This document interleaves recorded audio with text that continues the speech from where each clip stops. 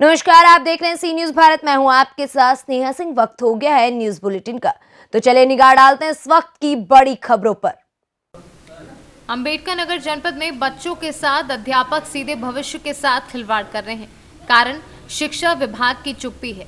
बृहस्पतिवार को कई विद्यालयों का हाल देखा तो पढ़ाई और गुणवत्ता की सच्चाई सामने आई।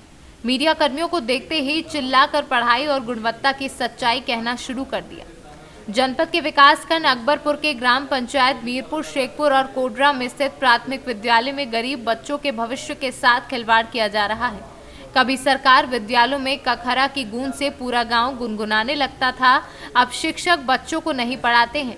बच्चों को सरकारी सुविधाएं तो मिलती हैं, लेकिन शिक्षा नहीं दी जाती। बताते चले कि विद्यालय में मीडिया टीम ने जायजा लिया। वहां पर अध्यापक उपस्थित मिले और बच्चे मैदान में खेलते हुए नजर आए तो वहां पर उपस्थित ग्रामीणों ने विद्यालय के अध्यापकों द्वारा किए जा रहे शिक्षण कार्य को लेकर ग्रामीणों ने बताया कि अध्यापकों द्वारा शिक्षण कार्य नहीं किया जाता, बल्कि एक स्थान पर सभी अध्यापक मीटिंग करते हैं और समय पूरा होने पर ताला बंद करके चले जाते हैं। ये मैं नहीं कहता, ये विद्यालय के आसपास के ग्रामीण कहते हैं। ग्रामीणों द्वारा ये भी कहा कि विगत सप्ताह ग्राम प्रधान द्वारा विद्यालय के अध्यापकों के ऊपर पेज कसे गए, जिससे 2 दिन पढ़ाई का कार्य कुछ चला, परंतु फिर व्यवस्था जस की तस। अगर उच्च अधिकारी ग्रामवासियों से जानकारी प्राप्त करें तो हर ग्रामीण एक ही बात कहता नजर आएगा, गत 2 वर्षों से पढ़ाई की व्यवस्था शून्य है। कहने को विद्यालय में अध्यापक है, परंतु पढ़ाई के नाम पर ग्रामीणों ने कहा कि साहब, बच्चों से आम या इमली कुछ भी बोल कर लिखवा लो तो हम जाने। जब इतना ज्यादा वेतन पाने वाले लोग अपनी जिम्मेदारी नहीं समझ रहे हैं और बच्चों के भविष्य के साथ खिलवाड़ कर रहे हैं, तो अन्य अध्यापकों के बारे में सोचना बेईमानी होगी। ये वही अध्यापक हैं जो बच्चों के सर्वांगीण विकास व समाज के विकास को लेकर के बड़ी बड़ी बातें किया करते हैं। अंबेडकर नगर से सीनू संवाददाता अजय कुमार उपाध्याय के साथ अनीता देवी की रिपोर्ट। श्री रणछोड़ दास जी बापू चैरिटेबल हॉस्पिटल की सराहनीय पहल कराएगी 1,08,000 मोतियाबिंद के मरीजों के मुफ्त ऑपरेशन। वाराणसी में कराए जाएंगे। प्रशिक्षित डॉक्टरों की टीम करेगी मरीजों का ऑपरेशन। प्रदेश के सभी मुख्यालयों पर संस्था द्वारा कैंप लगाकर मरीजों का टेस्ट किया जा रहा है। मोतियाबिंद से पीड़ित मरीजों को संस्था वाराणसी भेजेगी। आने जाने के साथ साथ रहने खाने का भी पूरा खर्च उठाएगा श्री रणछोड़ दास जी बापू चैरिटेबल ट्रस्ट हॉस्पिटल। इसके लिए जनपद अयोध्या के रेलवे स्टेशन रोड पर स्थित गुजराती धर्मशाला में जांच शिविर लगाए जाएंगे, जिसका हिंदू योद्धा संगठन के प्रमुख महेश मिश्रा ने दीप प्रज्वलित कर उद्घाटन किया। गुजरात से आए हैं। हमारी संस्था का नाम है श्री रणछोड़ दास बापू चैरिटेबल ट्रस्ट राजकोट, और राजकोट से हम आए हैं 1,08,000 मोतियाबिंद के ऑपरेशन का लक्ष्य लेकर के आए हैं। इससे ज़्यादा भी कर सकते हैं हम, और यहाँ पर आने का हेतु एक ही है कि हमारे आपके जो वाराणसी क्षेत्र के जो मोदी जी, जिनका क्षेत्र वाराणसी रहा है, तो उनकी प्रेरणा से हम यहाँ पर कैंप लगाए हैं। और हम चाहते हैं यहाँ की जो जनता है उनको ज़्यादा से ज़्यादा वो लाभ ले सके हमारे मिशन का। जी, हमारे एक तो first Ayodhya centre, second Buxar, Allahabad, Ballia और सासाराम, ये 7-8 सेंटर हमारे लगे हुए हैं, ताकि हर एक सेंटर में जांच कर लेते हैं। और जांच के होने के बाद जिनको ऐसे लगे कि भाई इनको ज़्यादा दिक्कत है, आँख की मोतियाबिंद जरूरी है, उनको हम वाराणसी में भेजते हैं। आज मुझे यहाँ पर दीप प्रज्वलन के लिए बुलाया गया। आने के बाद मुझे जो पता लगा कि 2021 से 19 नवंबर 2021 से 2022 तक वाराणसी में ये संकल्प लिया गया कि 1,08,000 मोतियाबिंद के ऑपरेशन किए जाएंगे। और ये बात जब हमारे प्रधानमंत्री को पता लगी तो उन्होंने भी पत्र के माध्यम से इनको बधाई दिया। और अभी अयोध्या में गुजराती धर्मशाला में ये कार्यक्रम चल रहा है, और मुझे लगता है कि ये 2022 तक अपने लक्ष्य को प्राप्त करेंगे।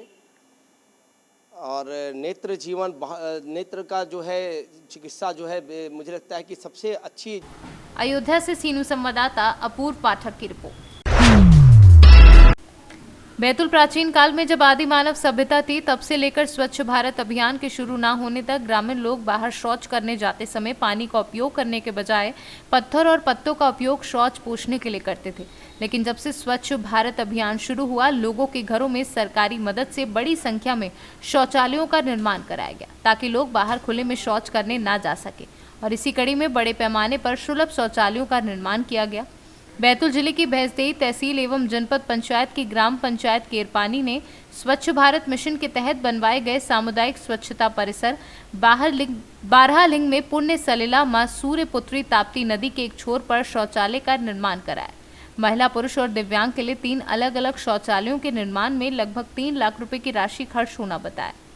उक्त शौचालय की राशि का जनपद पंचायत के मुख्य कार्यपालन अधिकारी, पंचायत निरीक्षक, ग्राम पंचायत सचिव और सहायक रोजगार सहायक ने अभिनव प्रयोग करके प्रधानमंत्री के स्वच्छ भारत मिशन का बेड़ा कर डाला।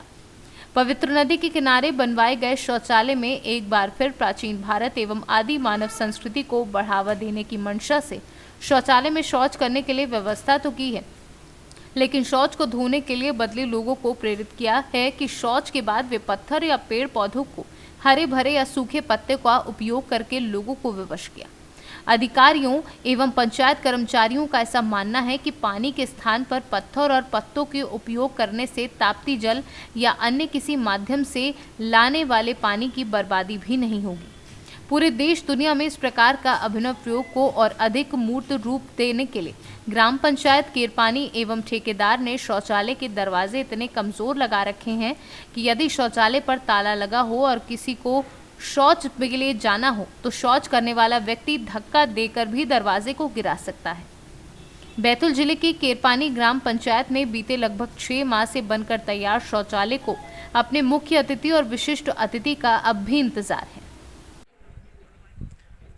मैं केरपानी पंचायत में हूँ। यहाँ जो शौचालय बना हुआ है, यहाँ पर पानी की कोई उचित व्यवस्था नहीं है और शासन और प्रशासन के द्वारा जो ये निर्माण कार्य किया गया है, मैं चाहूँगा कि जनता को जो सुविधाएं मिलनी चाहिए थी, एक व्यवस्था जो यहाँ पर माताएं बहनें आती हैं, छोटे बच्चे आते हैं और उन्हें किसी प्रकार की ऐसी कंडीशन आने पर जो वो शौचालय का उपयोग करते हैं, तो वहाँ पर पानी की व्यवस्था होनी चाहिए थी, जो यहाँ पर होती हुई प्रतीत नज़र नहीं आ रही है। तो ये स्वच्छ भारत मिशन का जो हम खुले में जो शौच करते थे, अब वो शासन प्रशासन स्वच्छ भारत मिशन लाकर जो हमें एक बंद दरवाजे में बंद। आप देख रहे हैं, मैं अजय सोनी, आम आदमी पार्टी जिला बैतूल से जिला अध्यक्ष। अभी वर्तमान में मैं केरपानी के सामुदायिक स्वास्थ्य परिसर बारहलिंग के एक सार्वजनिक शौचालय के सामने खड़ा हूँ, जो वर्तमान में अभी यहाँ पर निर्माण हुआ है। और यहाँ की वस्तु स्थिति ऐसी है कि यहाँ पर आदमी को शौच करने के बाद यहाँ पर आदमी को किसी भी प्रकार से पानी की उचित व्यवस्था नहीं है। यहाँ व्यक्ति किस तरह से यहाँ पर स्वच्छता बनाए रखेगा, ये एक गंभीर विषय है। शासन और प्रशासन को इस प्रकार की लापरवाही, इस प्रकार से स्वच्छता के मिशन पे पलीता लगाना और शासन की योजनाओं के पैसों को दुरुपयोग करना, जनता को सुविधाएं मिलनी चाहिए जो नहीं मिलती हुई नजर आ रही है। बैतूल से सीनू संवाददाता शैलेंद्र गुप्ता की रिपोर्ट। बाराबंकी के थाना फतेहपुर पुलिस टीम, जिसमें चौकी incharge Fatehpur Dhananjay Shukla, head constable Jay Narayan Yadav, head constable Gufran Khan, constable Abhay Kumar, constable Dharmendra Gautam, constable Sudarshan Gangwar, constable Gyanendra Kumar द्वारा पुलिस ने 6 जुआरियों को गिरफ्तार किया है, जिनके कब्जे से पुलिस ने 52 अदद ताश के पत्ते, 2,920 रुपये मालफंड व 940 रुपये जमा तलाशी बरामद किया है। बाराबंकी से सीनू संवाददाता हयातुर रहमान की रिपोर्ट। दिल्ली का अग्रणी स्वास्थ्य संस्थान मैक्स सुपर स्पेशलिटी हॉस्पिटल ने आज झांसी में नारायण हॉस्पिटल के साथ भागीदारी करते हुए गैस्ट्रोइंटेस्टाइनल रोगों और लिवर ट्रांसप्लांट के लिए अपनी ओपीडी सेवाएं शुरू की हैं। आज से शुरू ये ओपीडी सेवाएं हर महीने के पहले बृहस्पतिवार को सुबह 11 बजे से दोपहर 2 बजे तक उपलब्ध रहेंगी। इन ओपीडी सेवाओं के होने से झांसी और आसपास के हर उम्र और पृष्ठभूमि के मरीजों को दूसरे शहरों में जाने के झंझट से बचते हुए सर्वश्रेष्ठ डॉक्टरी सलाह और इलाज की सुविधाएं मिलेंगी। यहाँ विशेषज्ञों द्वारा लिवर, पेनक्रियास और बिलियरी रोगों संबंधी सलाह और इलाज की व्यवस्था रहेगी।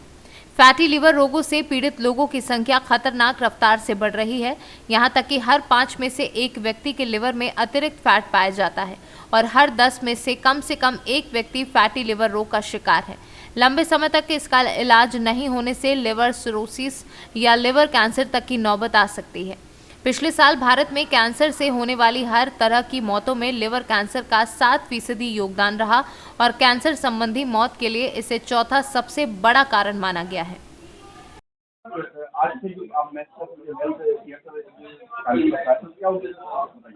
देखो, उसका उद्देश्य हमारा यही है कि हम यहाँ के जो लोग हैं उनको जो गैस्ट्रिक प्रॉब्लम्स हैं, गैस्ट्रिक डिजीज है, बीमारी है, उनके बारे में जागरूक करें। ठीक है, जो गैस्ट्रिक कैंसर हैं, कैंसर जो हमारे डाइजेस्टिव सिस्टम के हैं, जैसे खाने की नली का कैंसर है, स्टमक का है, लीवर है, पैंक्रियाज है, गलब्लैडर है, छोटे आते हैं, इनके बारे में लोगों को ज्ञान दें हम लोग, उनसे कैसे बच सकते हैं हम लोग, उनके क्या क्या लक्षण होते हैं, कब उनको डॉक्टर को दिखाना है, उनका ट्रीटमेंट ऑप्शन हैं इनके, तो ये सब हमें बताना है यहाँ पे। हाँ, नारायण हॉस्पिटल गेट नंबर 4 पर मैं। झांसी से सीनू संवाददाता अतुल वर्मा की रिपोर्ट। विधानसभा चुनाव को देखते हुए राजनीतिक दलों ने जनता के बीच अपनी उपस्थिति दर्ज करानी शुरू कर दी है ताकि चुनाव में जनता का विश्वास व समर्थन हासिल किया जा सके। और इसी को लेकर रिपब्लिकन पार्टी ऑफ इंडिया के बैनर तले 26 सितंबर को बहुजन यात्रा की शुरुआत की गई है, जिसके माध्यम से बहुजन समाज के लोगों को आगे लाया जाएगा। रिपब्लिकन पार्टी ऑफ इंडिया की ओर से शुरू हुई बहुजन यात्रा विभिन्न जनपदों से होते हुए अयोध्या पहुंची, जिसके बाद ये यात्रा अंबेडकर नगर होते हुए 18 सितंबर को लखनऊ में समाप्त होगी, जिसके बाद आयोजित एक जनसभा के माध्यम से बहुजन समाज के लोगों को एकत्रित किया जाएगा। रिपब्लिकन पार्टी ऑफ इंडिया के प्रदेश अध्यक्ष पवन गुप्ता ने बताया कि केंद्र में भारतीय जनता पार्टी के साथ शामिल होकर हमारा घटक दल काम कर रहा है। हमारे राष्ट्रीय अध्यक्ष वर्तमान के केंद्र सरकार में मंत्री हैं। उन्होंने बताया कि उत्तर प्रदेश में भी हमारा दल मजबूती के साथ खड़े होकर चुनाव लड़ेंगे। अयोध्या से सीनू संवाददाता अपूर्व पाठक की रिपोर्ट। रामनगरी अयोध्या में हर तरफ राम विवाह महोत्सव की धूम मची है। दूर दराज से अयोध्या पहुंचे श्रद्धालुओं ने राम बारात में शामिल होकर अपने आप को धन्य महसूस किया। सड़कों पर गाजे बाजे के साथ भक्तिमय माहौल में रंगे भक्त झूमकर नाचते गाते बारात में शामिल हुए और अपने आराध्य को देख विभोर उठे। राम विवाह उत्सव के लिए मंदिरों को विद्युत झालरों से आकर्षक ढंग से सजाया गया है। बारातों में देश के अलग अलग क्षेत्र से आए कलाकार वाद्य यंत्रों पर अपनी प्रस्तुति से दर्शकों का मन मोह ले रहे हैं। बारात के स्वागत के लिए अयोध्या की सड़कों पर दोनों तरफ भक्तों की भीड़ जमा हुई है। बारात में शामिल लोग कह रहे हैं कि हम इस विवाह उत्सव में शामिल हुए। इस विवाह महोत्सव में शामिल होने पहुंचे श्रद्धालु ने कहा कि अयोध्या में भगवान श्री राम के भव्य मंदिर का निर्माण हो रहा है। ऐसे में भगवान के उत्सव को भी बड़े ही धूमधाम से मनाया जा रहा है। अरे आनंद ही आनंद है, बहुत आनंद आ रहा है, बहुत आनंद आ रहा है। जी बहुत बढ़िया हो रहा है, बहुत बढ़िया हो रहा है। राजेंद्र अग्रवाल गोरखपुर से। बहुत गर्व हो रहा है कि हमको यहाँ डांस करने को मिल रहा है और अयोध्या में राम जी के बारात में आने को मिल रहा है। हम लोग यहाँ धूम मचाएंगे। हाँ, मोदी घर घर मोदी वही कर रहे हैं और वही करेंगे और ऐसा ही है, वो करेंगे तभी होगा। और मोदी जी को हम लोग सबको हृदय से धन्यवाद देते हैं, बार बार कहते हैं जय श्री राम। ओम प्रकाश भरतिया, कलकत्ता। बहुत अच्छा महसूस कर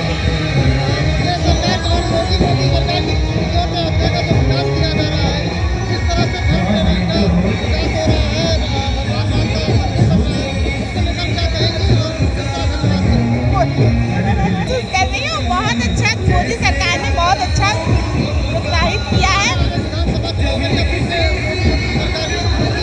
हाँ बिल्कुल। अपना पुत्र हाल में आज के दिन राम विवाह मनाया जाता है, बहुत धूमधाम से मनाया जाता है और जनकपुर के भाव से मनाया जाता है। और दूसरे दिन 56 भोग लगता है। चारों भाई चारों कुंवर आकर के कमर कलेवा करते हैं। रामायण के अनुसार जिस प्रकार जनक जी ने राम जी की पहुनाई की, उसी प्रकार से विवाह होता है। राघवेंद्र शरण व्यास, जानकी मार्ग।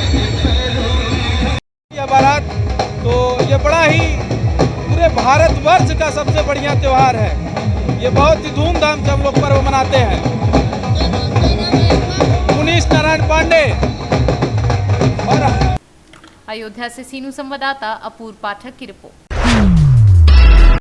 बदायूं जनपद के नगर दहगवा में चल रहे माधव किसान मेला व नुमाइश में गुरुवार को भव्य राम बारात निकाली गई, जिसमें दर्जन भर से अधिक झांकियां निकाली गई, जिसमें महिलाओं ने छतों से फूल वर्षा की, जिसमें दर्जन भर से अधिक झांकियां थी। राम बारात को देखने के लिए दूर दराज से बच्चे, महिलाएं व पुरुषों ने राम बारात का आनंद लिया।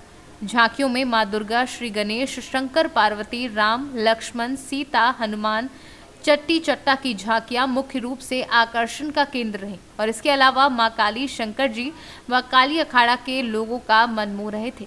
झांकियों को देखने के लिए भारी तादाद में दोनों ही तरफ छतें खचाखच भरी थी और छतों से महिलाओं ने फूलों की वर्षा भी की।